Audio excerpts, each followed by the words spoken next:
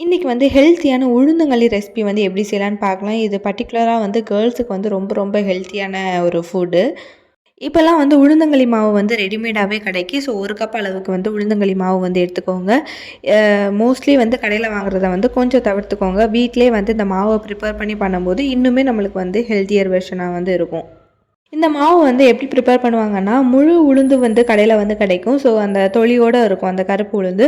அத வந்து வாங்கி நல்லா வெயில்ல வந்து காயப்போட்டு வச்சுக்கோங்க. அது கூடவே வந்து அரிசியும் போட்டு நல்லா ரைஸ் மில்ல போய் திரிச்சுட்டு வந்துருங்க. ஸோ, அவ்வளோதான் உளுந்தங்களி மாவு வந்து ரெடி ஆயிடுச்சு. இதே மாரி நீங்க வந்து மொத்தமா திரிச்சு வைக்கும்போது அடிக்கடி வந்து செஞ்சு சாப்பிடலாம்.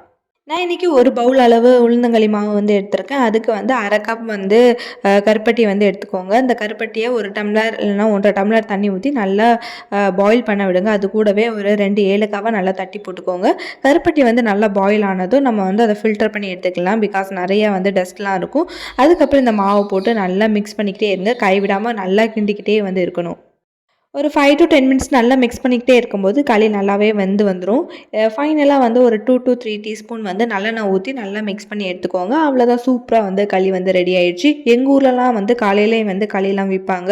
இவ்வளோ தான் இருக்கும். இதுக்குள்ள ஹாஃப் தான் இருக்கும். அது வந்து ₹20 ₹15 அப்படின்னு சொல்லி விப்பாங்க.